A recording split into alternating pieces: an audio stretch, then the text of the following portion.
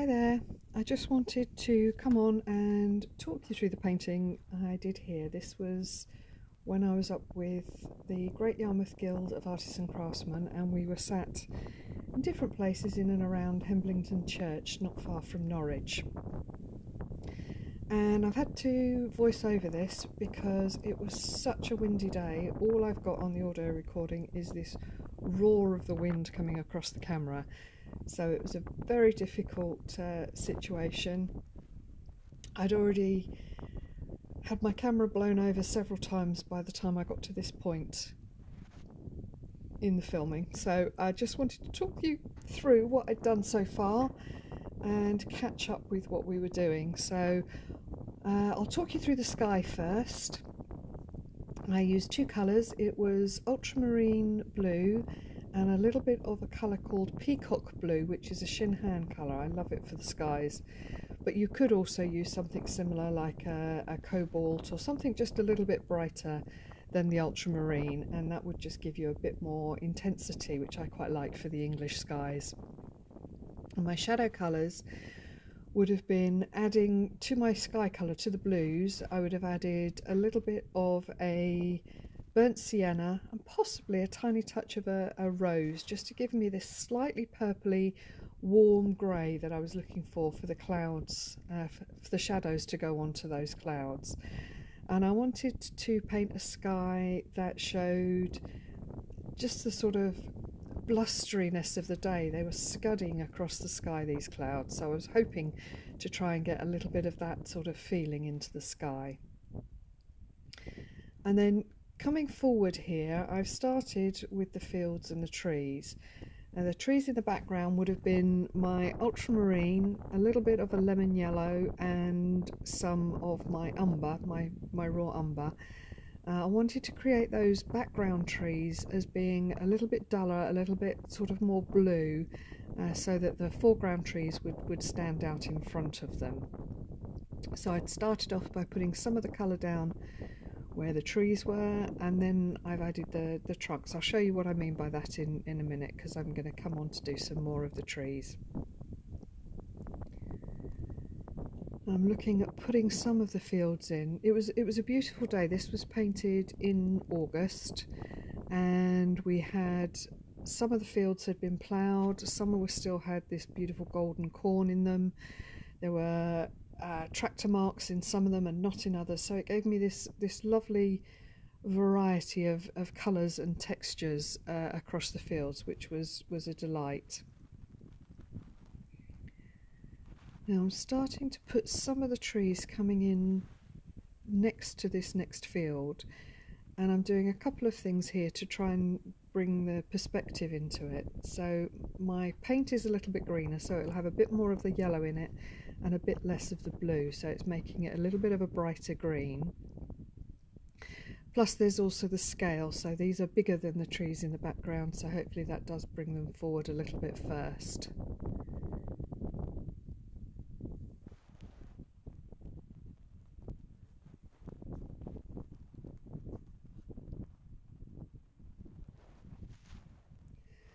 Now here's what I mean. I'm beginning to put the trunks in, so I've put some of the foliage in, and where I've got some gaps showing, this is where I'm putting in my main trunks and branches.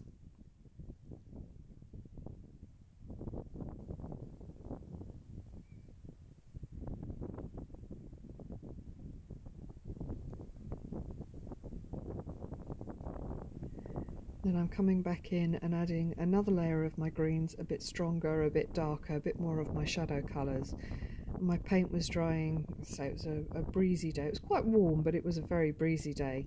So my paint was drying almost as I was putting it onto the paper.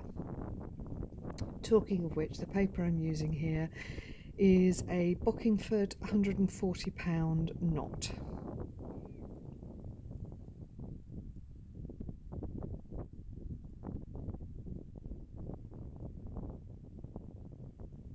And I think this is an 8th Imperial sheet of paper that I'm using.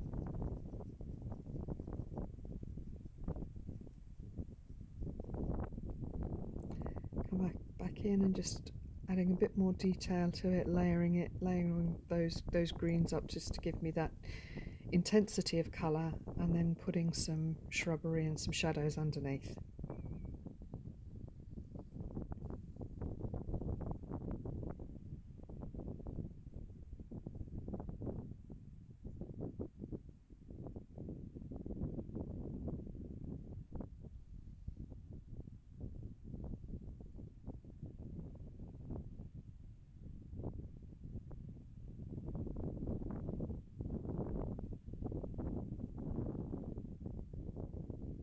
There's all sorts of things going on in these fields, and it's quite difficult at a distance to really see what's happening. So I'm just using some mark making just to indicate some of the things I could see as far as I could see them.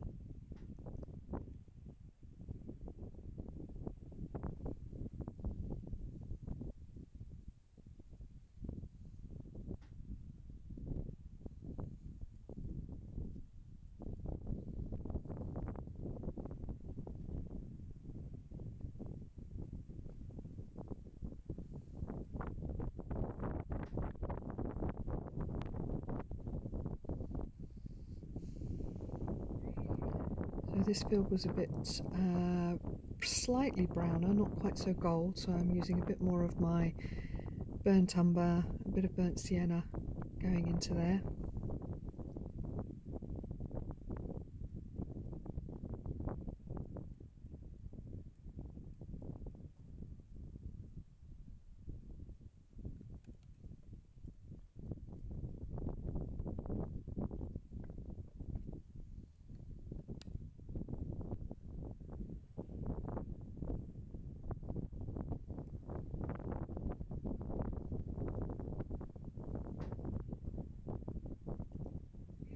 I love watching the dappled light onto the paper where I was sitting under the trees. It's a nice place to be.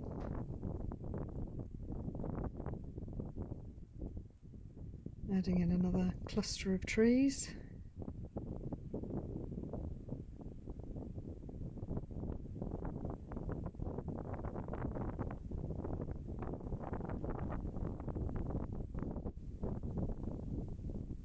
Continually sort of tipping my colour backwards and forwards so that it follows throughout the whole picture.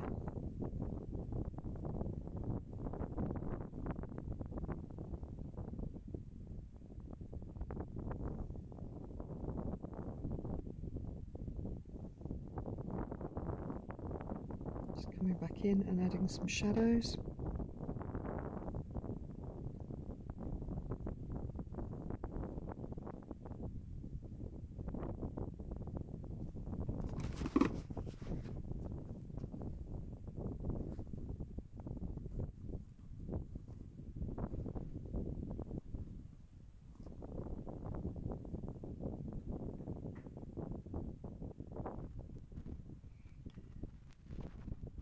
It's just the joy of painting plein air. You're just continually sort of dotting around the picture, building up the strengths, building up the shadows.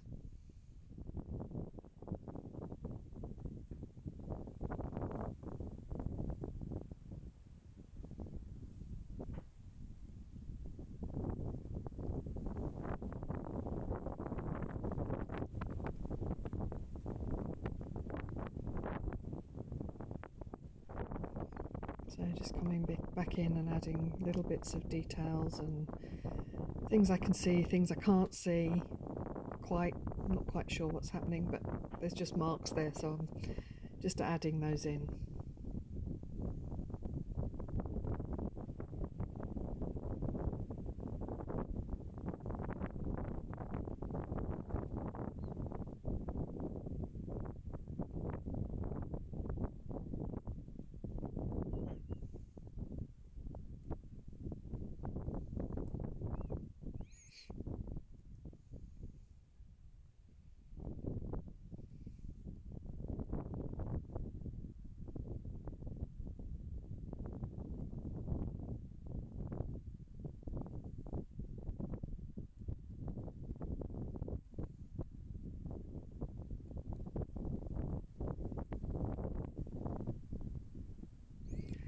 So starting here to build some more of the next little row of trees. It's like an overgrown hedgerow really. It's this large bunch of trees. In exactly the same way, I'm just adding green, so I would have been using ultramarine blue, a lemon yellow, I would have been using some burnt umber in there, probably a little bit of sap green if I had some on my palette, which I don't always.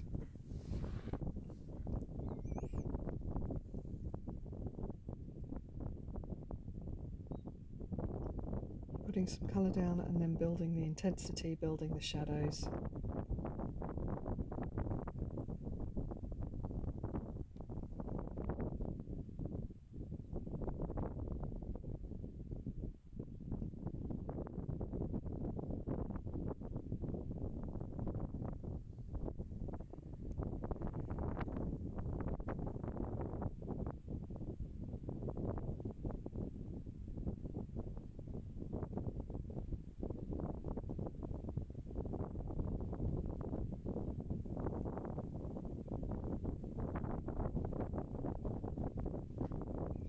Now, quite often with painting you start in the distance and work forward, but I just felt here it was easier to create the shape of that foreground piece of hedgerow and work my way backwards so that I left the space where it needed to be left.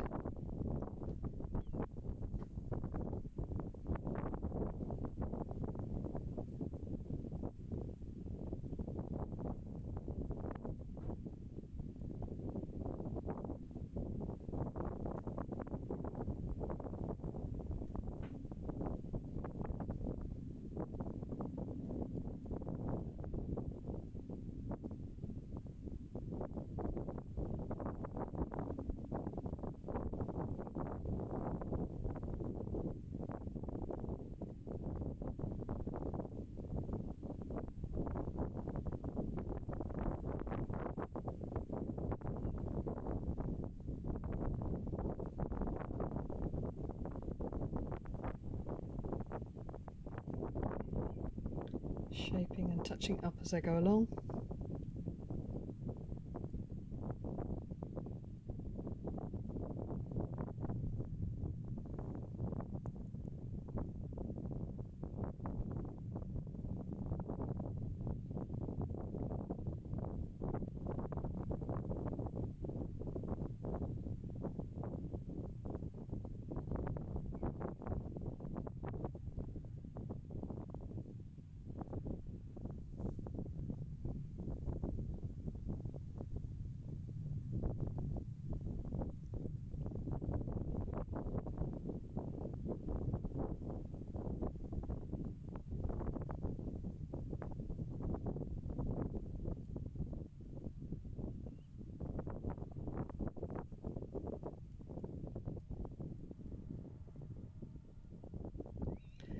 So now I can put these trees in behind, and I know how much space I've got to put them, so that works out quite well for me.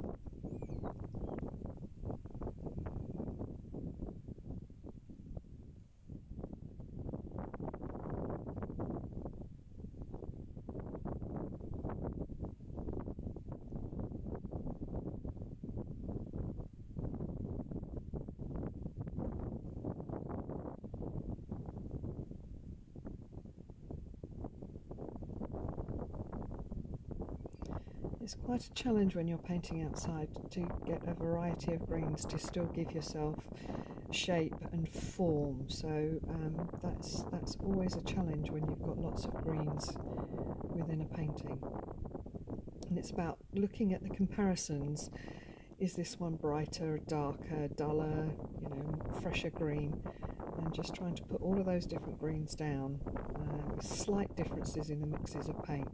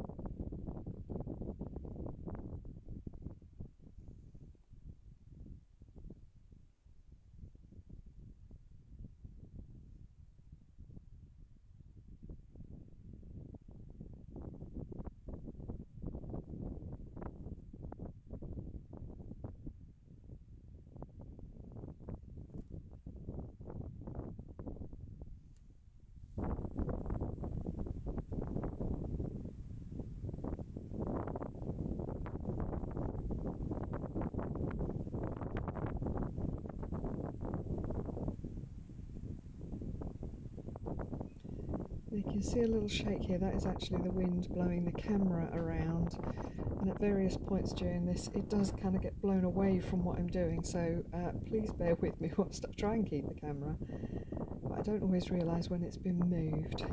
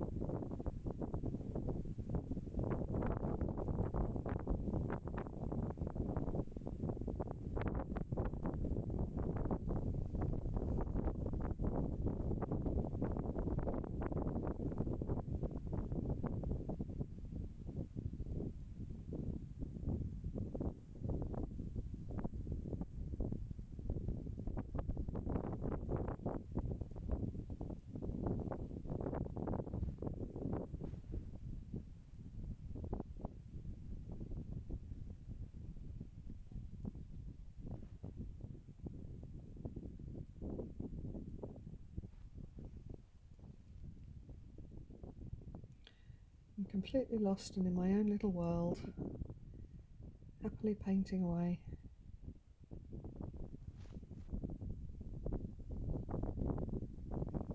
And I appreciate you joining me today. Please tell me your favourite places. Put comments down, please, of your favourite places to go and paint. And if there's somewhere that's not too far from me, I'd love to go and sit and paint there.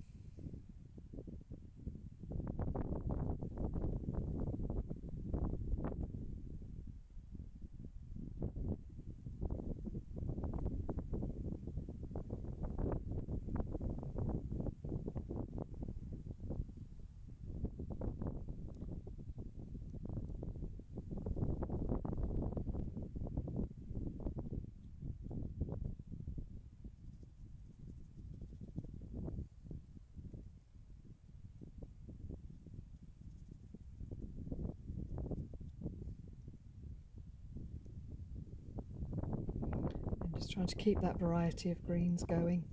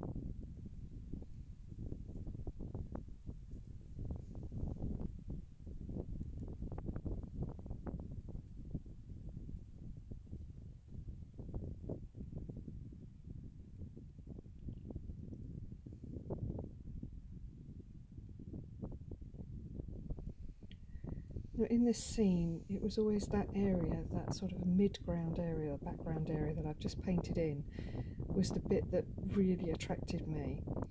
So it was a bit of a challenge to decide how to tackle coming forward, because really what I wanted was for the foreground just to lead your eye into that sort of section there with all the little fields and the trees and the hedgerows and the plough marks and all of that. So it was thinking about coming forward and what was I going to do and how was I going to make it not too much.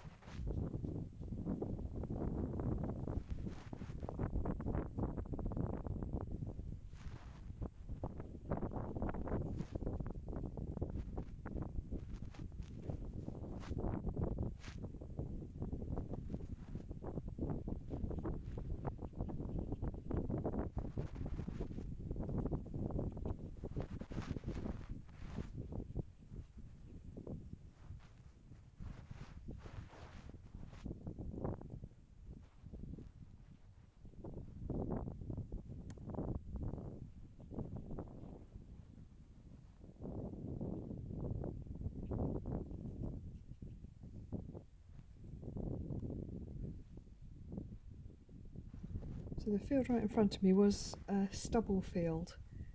There was little bits of greenery and little bits of chaff everywhere, so I'm just going to try and use that. Oh, there goes the camera. I didn't realise it had blown away from what I was doing.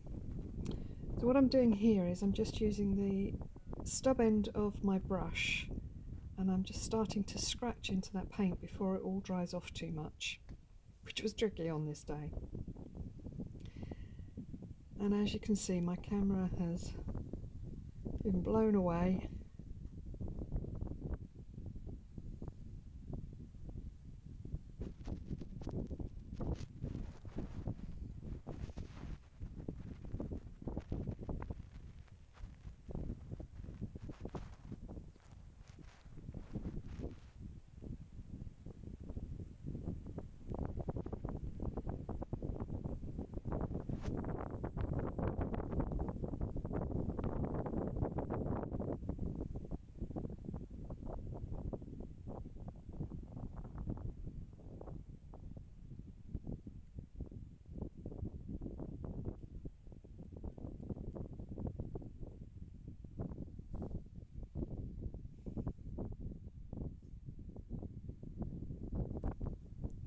There you go, I finally noticed.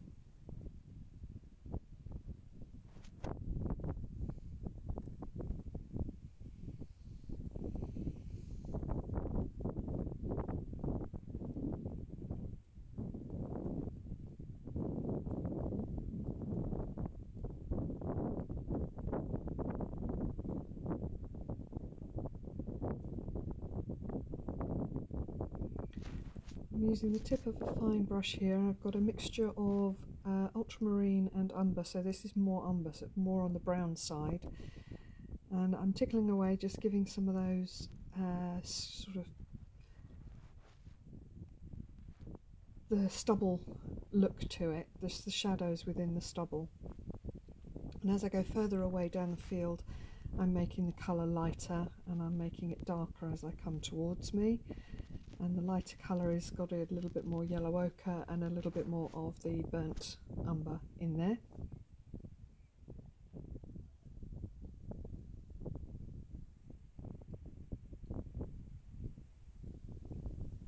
Camera's on the move again.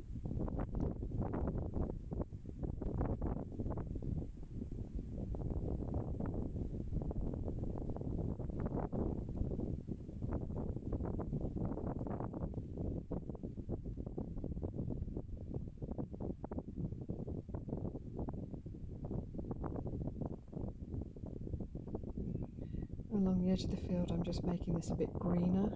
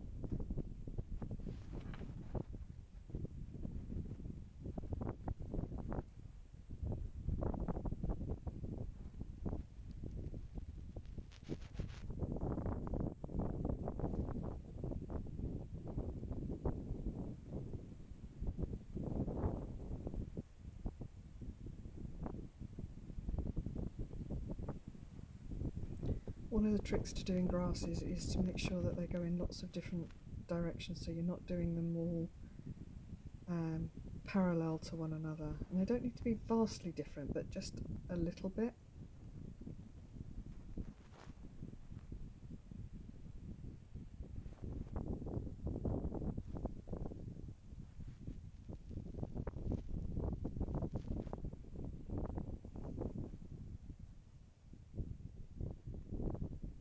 Camera's on the move again.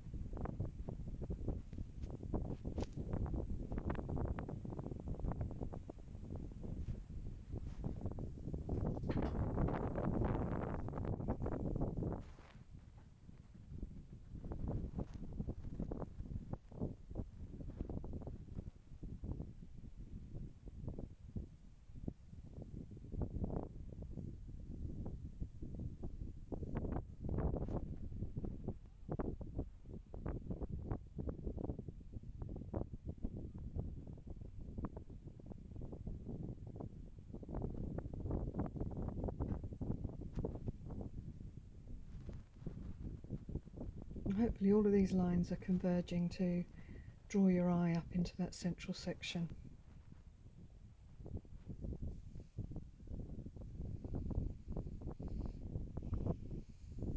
I thoroughly enjoyed doing this painting, and despite my challenges with the wind and the camera being blown around, I hope you've enjoyed joining me on this journey and sitting out on the English countryside and painting in watercolour.